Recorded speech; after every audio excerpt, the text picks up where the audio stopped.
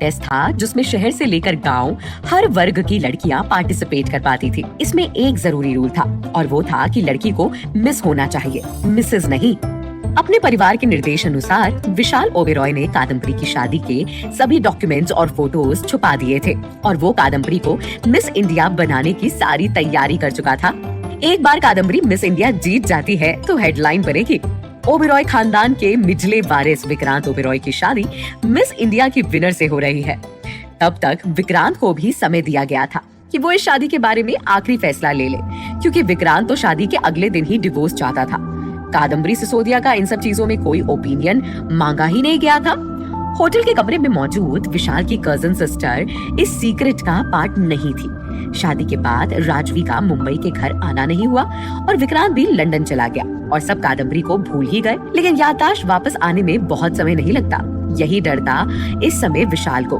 राजवी को कभी भी कादम्बरी याद आ सकती थी और विशाल का भांडा फूट सकता था। इतने में कादम्बरी उर्फ विजेता राजवी को बताती है कि उसका नाम कादम्बरी सिसोदिया है और वो आज स्वाति और प्रशांत की चाल का शिकार बन बैठी थी। विजेता कहती है, तुम्हारा पति एक नंबर का बेईमान आदमी है और तुम पे चीट कर रहा है, और चाहो तो अपने देवर को भी देख सकती हो जो पास के कमरे में बाथरूम में पड़ा हुआ है। राजवी को कादम्बरी देखी हुई सी लग रही थी, लेकिन वो आज तक किसी ऐसी लड़की से नहीं मिली जो प्रशांत और विशाल से इस रौब में बात करे। और तो और लड़की की कही बातें राजवी के ईगो को चुभ रही थी। विजेता कमरे से निकल के 3005 में जाती है, जहाँ अभी भी टॉवल में बंधा अरविंद फ्लोर में लेटा होता था। अरविंद को विजेता ने ड्रग्स वाली वाइन पिलाई थी, इसीलिए वो फ्लोर में लेटा हुआ नशे में झूम रहा था। लेकिन दूसरा बदमाश केशव अगानी मौका पाके होटल से भाग गया था या कहीं और छुप गया था। अरविंद लोगों के आने से हंसने लगता है और फ्लोर में तैरने की एक्टिंग करने लगता है। अरे भैया भाभी, आप यहाँ कैसे आए? मैं तो स्विमिंग कर रहा हूँ। लग रहा था ड्रग्स का असर उस पे काफी ज्यादा हुआ था। अरविंद विजेता को देख के हंस के बोलता है, इस लड़की ने मुझे वाइन पिला दी और टॉवल से बांध दिया। वो पागलों की तरह हंस रहा था और अपने हाथ हवा में लहरा रहा था। प्रशांत खन्ना इस बात पे कहता है, देखो जान, ये लड़की जितनी शरीफ दिख रही है उतनी है नहीं। जरूर उसने बहाने से अरविंद को इस कमरे में बुलाया होगा और फिर वाइन पिलाई होगी। ये देख के प्रशांत एक बार फिर विजेता यानी कादम्बरी पे अटैक कर रहा था। विशाल प्रशांत के कंधे पे हाथ रख के उसे वार्न करता है। प्रशांत विशाल का हाथ झटक के कहता है, अरे हटो, तुम्हें तुम्हारी बहन की बिल्कुल नहीं पड़ी है। तुम राजवी को यहाँ लेकर आए हो उसको मेरे खिलाफ भड़काने के लिए। वो फिर से राजवी को गुहार लगाता है, बेबी बेबी प्लीज इसकी बातों में मत आओ, हमारे बच्चों के बारे में सोचो, हमारे परिवार के बारे में सोचो, कितनी बेइज्जती होगी हमारी, लोग हमारे बच्चे को कैसे ताने मारेंगे। इतने में स्वाति भड़क जाती है, ये आदमी सांप है, अपने बच्चों को तुम इसके साथ पालोगी तो वो भी सांप ही बनेंगे। राजवी मेरी बात मानो, ये आदमी तुम्हें धोखा देने वाला था और मेरे साथ प्लानिंग कर रहा था। प्रशांत के चक्कर में स्वाति का पूरा करियर बर्बाद होने वाला था और तो और विशाल ने भी उसे ऐसी हालत में देख लिया था। स्वाति को अब किसी चीज का डर नहीं था, वो अपने साथ प्रशांत को भी बर्बाद होते देखना चाहती थी। इन दोनों की कहा सुनी सुन के विजेता जोर से कहती है, चुप, सब चुप हो जाओ, मुझे लगता है अब पुलिस को बुलाना ही सही होगा। इस होटल में तुम 4 लोग एक प्रोस्टिट्यूशन रैकेट चला रहे हो। अगर तुमने मुझे ऐसे फंसाने का प्लान बनाया था तो ना जाने और कितनी लड़कियों को फंसाया होगा। विशाल विजेता का साथ देते हुए कहता है, मैंने पुलिस को ऑलरेडी इन्फॉर्म कर दिया है।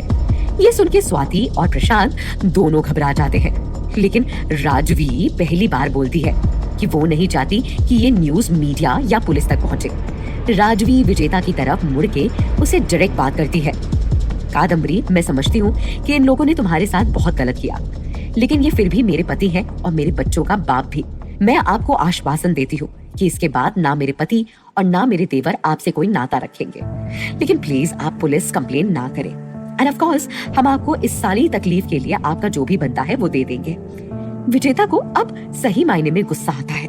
वो ठीक से इस औरत को देखती है और उसका मन भापने की कोशिश करती है और कहती है, तो तुम्हें लगता है कि ऐसे लिच्चड़ इंसान को उसकी गलती की सजा नहीं मिलनी चाहिए? राजवी घमंड से कहती है, मैंने ऐसा तो नहीं कहा। विजेता उसे बोलती है, देखो ये एक अच्छा आदमी होता तो मैं तुम्हारी मजबूरी समझती, लेकिन ऐसे लुखे के साथ रहने से तो बिना बाप और पति का रहना अच्छा है। लेकिन तुम शहरों की लड़कियां तो बड़ी इंडिपेंडेंट बनती हो, फिर क्या हुआ? तुम्हें इस आदमी से ऐसा क्या मिल रहा है जो तुम जिंदगी इसी के साथ बिताना चाहती हो? क्या ये रात को तुम्हें बहुत आनंद देता है? ऐसी बात है तो तुम्हें हजारों लड़के मिलेंगे, इससे बेटर और ताकतवर मिल जाएंगे। पैसों की टेंशन तो तुम्हें हो ही नहीं सकती, क्योंकि ये इंसान वैसे भी तुम्हारे पैसों की खा रहा है। विशाल हमेशा से जानता था कि प्रशांत खन्ना एक बेकार इंसान है, लेकिन उसकी बहन राजवी बहुत कम उम्र में प्रशांत के प्यार में पड़ गई थी और घर बसाने लगी थी। विशाल ने कभी भी किसी की पर्सनल जिंदगी में घुसने की कोशिश नहीं की थी, लेकिन आज वो कहता है, राजवी, हमारे खानदान में ऐसा कोई नहीं जो डिवोर्स करने से तुम्हें रोकेगा या तुम्हें मजबूर करेगा। इस आदमी के साथ रहने के लिए ये डिसीजन सिर्फ तुम्हारा है, और अगर तुम इसे जेल भिजवाना चाहोगी तो मैं तुम्हारी पूरी मदद करूंगा। राजवी पहली बार विशाल और कादम्बरी के बीच एक कनेक्शन नोटिस करती है। वो एक टीम की तरह एक दूसरे का साथ दे रहे थे। राजवी विशाल से पूछती है, ये लड़की तुम्हारी नई गर्लफ्रेंड है? विशाल, मैंने अपनी पर्सनल लाइफ तुमसे पहले कभी नहीं डिस्कस की, क्योंकि मुझे पता है कि तुम अभी भी एक बच्चे हो, रिलेशनशिप जैसी चीजों को सीरियसली नहीं लेते हो। लेकिन मेरे लिए ये इतना आसान नहीं है। विशाल को शर्म और गुस्सा दोनों आता है। राजवी आगे विजेता से कहती है, देखो, तुम मेरे भाई की जो भी लगती हो, मैं इस बात को बड़ा बनने नहीं दे सकती। केशव अग्नि भाग गया, अरविंद और प्रशांत की गारंटी मैं देती हूँ। रही बात इस लालची लड़की की, तो मुझे नहीं फर्क पड़ता, तुम जो चाहे उसके साथ करो, ठीक है? राजवी एक लंबी सांस लेती है और थक के कहती है, मैं अब अपने बच्चों के पास वापस जाना चाहूंगी। विजेता भड़क के कहती है, अगर मैं इस लिच्चड़ की बेटी या बेटा होती तो सबसे पहले इसे अपने हाथों से मार देती। वो राजवी को देखकर कहती है, तुम भी अपने पति की तरह बेशरम हो और अपने बच्चों का भविष्य खुद बिगाड़ रही हो, लेकिन मैं किसी को सुसाइड करने से नहीं रोक सकती। विजेता का इस कमरे में दम घुट रहा था। वो एक आखिरी बार सबको देख के धमकी देती है, तुम सब मेरी नजरों से जितना दूर रहो उतने स्वस्थ रहोगे। वो फ्लोर पे अब भी लेटे अरविंद को लात मार के अपने रास्ते से हटाती है और कमरे से बाहर निकल जाती है। विजेता ने इस दुनिया में कई तरह के अन्याय देखे थे, सडन या ग्रूसम मृत्यु, बच्चों का अनाथ हो जाना, पैसे और भूख की मार, पुलिस का अत्याचार, लेकिन इस तरह का अन्याय हजम कर पाना जो पढ़े लिखे पैसे वाले लोग खुद अपने आप पे कर रहे थे, विजेता के लिए असहनीय था। होटल लॉबी में मानसी कादम्बरी उर्फ विजेता को गुस्से में निकलते हुए देखती है। विजेता अपने रास्ते में कई महंगी चीजें कभी लात तो कभी मुक्का मार के तोड़ देती है। मैनेजर के टोकने पे वो कहती है, ये सब प्रशांत खन्ना के बिल में डाल देना। विजेता अपने गुस्से में ना आओ देखती है ना ताव। वो मानसी को अनदेखा कर हड़बड़ी से होटल से बाहर निकल जाती है। मानसी उसके पीछे जाती, इतने में विशाल भी लॉबी में आता है और मानसी को अनदेखा कर विजेता के पीछे भागता है। मानसी विशाल के व्यवहार से उदास हो जाती है। विजेता गाड़ी में बैठकर अपने ड्राइवर को शहर के किसी शांत जगह ले जाने को कहती है। इस समय विजेता का गुस्सा देख के कोई भी उससे पिटने के डर से दूर भागता, लेकिन विशाल अपने आप को उसे फॉलो करता हुआ पाता है। ड्राइवर मरीन ड्राइव के आखिरी सिरे पे ले जाके गाड़ी रोकता है और विजेता कोने में जाकर समंदर की चीखों में अपने गुस्से को शांत करने की कोशिश करती है। आज तक 2 या 3 बार ऐसा हुआ है कि विजेता का गुस्सा मजबूरी में बदल गया था और ऐसे समय में वो जंगल के किसी खतरनाक शेर या भालू से अकेले ही लड़ने चली जाती थी। उसके गैंग का कोई भी उसे रोकने या उसके पास जाने की हिम्मत नहीं करता था। आज विजेता शेर या भालू को मिस कर रही थी। वो अपने गले का पूरा पावर लगाकर जोर से चीखती है और समंदर की लहरें उस चीख को अपने अंदर समा लेती है। उतने में उसके कंधे में विशाल का हाथ आता है। कलरी पत्तू का एक मूव और विशाल का हाथ और कंधा दोनों दर्द से भर जाता है। विशाल को दर्द में देख विजेता का गुस्सा थोड़ा शांत होता है। विशाल दर्द में भी हल्के से हंसता है और कहता है, मैं भी पागल हूँ, पता नहीं क्यों उम्मीद कर बैठा था कि तुम मारोगी नहीं। विशाल सच में भरोसा नहीं कर पा रहा था कि उसकी भाभी कादम्बरी के उदास होने पर वो उसे संभालने की कोशिश करता हुआ यहाँ तक उसके पीछे आया था। जब से राजवी ने उसे रिलेशनशिप के मामले में बच्चा कहा था, विशाल अपने अंदर की भावनाएं समझ नहीं पा रहा था, लेकिन उसे विजेता के साथ एक दोस्त की तरह यहाँ बैठने का मन कर रहा था। विजेता उसे कहती है, तुम इस दर्द को डिजर्व करते हो। तुम्हारी बहन मजबूरी में या हिम्मत ना होने की वजह से इतना गलत कदम उठा रही है और तुम या तुम्हारा पूरा परिवार उस लड़की को सहारा या साहस नहीं दे पा रहा। तुम्हें शर्म आनी चाहिए अपने आप पर। विशाल को विजेता की बातें बुरी नहीं लगती। वो उल्टा कहता है, देश के सबसे अमीर और पावरफुल घर में पैदा होना कोई केक वॉक नहीं है। चाहे आप कितनी अय्याशी कर रहे हो, आपको कीमत चुकानी पड़ती है। आफ्टर ऑल क्या बोलता था स्पाइडरमैन, जितना पावर उतनी जिम्मेदारी। विजेता हल्की सी हंसी हंसती है और पहली बार विशाल के मुंह से समझदारी वाली बातें सुनकर उसकी बातों को गहराई से समझने की कोशिश करती है।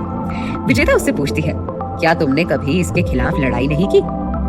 विशाल मायूस होकर कहता है, जब मैं 6 साल का था तो अपने पापा को उनकी सेक्रेटरी के साथ ऑफिस में अकेले देखा था। जब जेलस होकर मैंने मम्मी को ये बात बताई तो मम्मी ने पापा के साथ खूब झगड़ा किया और पापा ने मेरी माँ को डिवोर्स दे दिया और दूसरी शादी कर ली।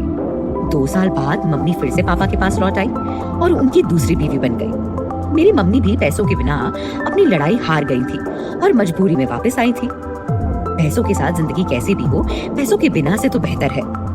यही सीखा है हम सब ने। विक्रांत भाई और आपकी शादी भी तो ऐसी ही हुई थी। क्यों, आप भूल गई? उस समय विक्रांत भाई पे भी बड़े भैया और पापा ने बहुत प्रेशर डाला था और आप लोगों की शादी मजबूरी में हुई थी। शादी के बाद पापा भी चल बसे और विक्रांत भाई को आपसे दूर रहने का बहाना मिल गया। विशाल अपनी आखिरी कही बात पे अफसोस करता है। वो विजेता की तरफ देख के उसकी भावनाएं भापने की कोशिश करता है, लेकिन विजेता का चेहरा पत्थर की तरह दिख रहा था, जिसमें किसी भी तरह की भावनाएं नहीं व्यक्त हो रही थी। विजेता कादम्बरी के बारे में सोच रही थी। वो मासूम सी लड़की एक जबरदस्ती की शादी में फंस गई थी और इतने सारे पैसे होने के बावजूद वो इस दुनिया में कितनी अकेली और लाचार थी। और तो और वो कादम्बरी के पति विक्रांत में भी तरस खाती है, जो अपने परिवार का सामना करने के बजाय सबसे दूर भाग गया था। विजेता को अमीर लोग और उनकी इन अनोखी प्रॉब्लम्स पे तरस आता है, जैसे सड़क में किसी कुत्ते को मरता हुआ देख के आता है। विजेता समझ चुकी थी कि ये पैसों की दुनिया उसके लिए नहीं बनी है और वो अपने खुले आसमान के नीचे जंगलों में वापस जाना चाहती है, जहाँ मन की शांति थी और कदमों में सहज। विजेता समंदर की लहरों को देख के कसम खाती है कि वो अपने साथियों के साथ जल्द ही जंगल वापस जाएगी, भले ही उसके लिए उसे ओबेरॉय खानदान की पूरी तिजोरी क्यों ना खाली करनी पड़े। और तो और इस मिस इंडिया कंपटीशन को भी वो जीत के ही रहेगी। इन सभी बदतमीज अमीरों के टंटे वो नहीं सहने वाली। वो विशाल से पूछती है, मीडिया ने जो तस्वीरें ली है उनका क्या होगा? क्या वो बाहर नहीं आएंगी? विशाल उसे मुस्कुरा के कहता है, वो सारी तस्वीरें और खबरें रातों रात गायब हो जाएंगी, क्योंकि इस शहर में सिर्फ और सिर्फ पैसा बोलता है। वो दोनों शांत होके समंदर को देखते रहे। रात के 12 बजे मानसी का फोन बजता है। कॉल अननोन नंबर से था।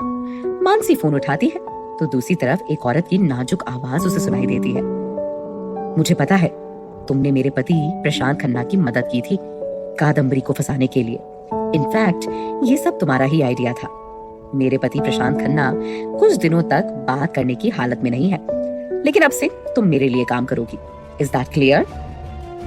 विशाल को पाने और कादम्बरी को उसकी जिंदगी से बाहर निकालने का एक नया मौका पाके मानसी बहुत खुश थी। क्या मानसी विजेता को हरा पाएगी और उसकी अगली चाल क्या होगी?